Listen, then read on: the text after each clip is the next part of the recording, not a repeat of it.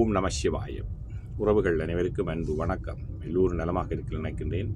எல்லோரும் நலமாக இருக்க வேண்டும் என்று எல்லாம் இறைவனை பிரார்த்தித்தவனாக வளமை போன்ற ஒரு குரலை காணொலி வடிவிலே பதிவிட்டு வருகின்றேன்.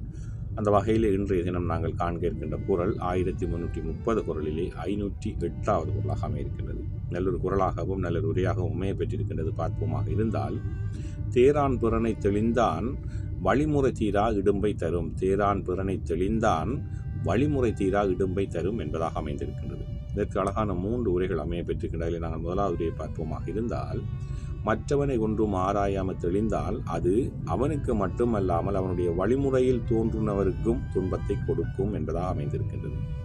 ஒரு பதவியில் ஒருவரை நாங்கள் நியமிக்கப் போகிறோம், ஒரு துறைக்கு ஒருவரை நியமிக்கப் போகின்றோமாக இருந்தால் அந்த துறை சார்ந்த அறிவு இருக்கின்றதா என்பதை பார்த்து நாங்கள் தெரிவு செய்ய வேண்டும்.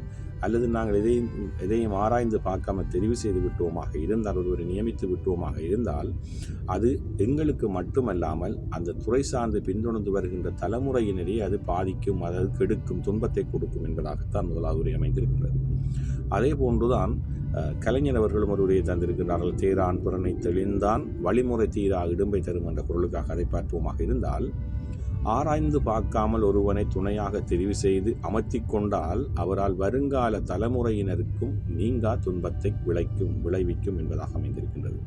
முதலாவது உரையின் சார்பில்தான் அமைந்திருக்கின்ற ஒருவரை ஒரு பதவிக்கோ ஒரு துறைக்கோ ஒரு நியமிக்கப் போகின்றோமாக இருந்தால் அந்த துறை சார்ந்த அறிவு அவருக்கு இருக்கின்றதா, சரியாக வழிநடத்துவாரா என்பதை நாங்கள் பார்த்துத்தான் தெரிவு செய்ய வேண்டும். இல்லை, நாங்கள் ஏதோ ஒன்று எங்கள் அறிமுகத்துக்கு ஏதோ ஒன்றுக்கு அவர்கள் நியமித்து விட்டோம், அறிவில்லாதவரை நியமித்து விட்டோமாக இருந்தால் அது எங்களை மட்டும் பாதிக்காது. எங்களை பின்தொடர்ந்து வருகின்ற துறை சார்ந்து பின்தொடர்ந்து வருகின்ற அல்லது வாழ்க்கை சார்ந்து பின்தொடர்ந்து வருகின்ற அனைவரையும் பாதிக்கக்கூடிய, துன்பம் விளைவிக்கக்கூடிய செயலாக அமையும் என்பதாகத்தான் கலைஞருடைய உரையும் அமைந்திருக்கின்றது. அதே போன்றுதான் தேரான் பிறனை தெளிந்தான் வழிமுறை தீரா இடும்பை தரும் என்ற குரலுக்காக சாலமன் பாப்பை அவர்களும் ஒரு உரையை தந்திருக்கிறார்கள். அதை பார்ப்போமாக இருந்தால், நாட்டு சிந்தனைகளை பற்றில்லாதவனை அவன் பின்னணி பற்றி ஆராயாது பதவியில் அமர்த்தினால் அச்செயல் நீங்கா துன்பத்தை தரும் என்பதாக அமைந்திருக்கின்றது.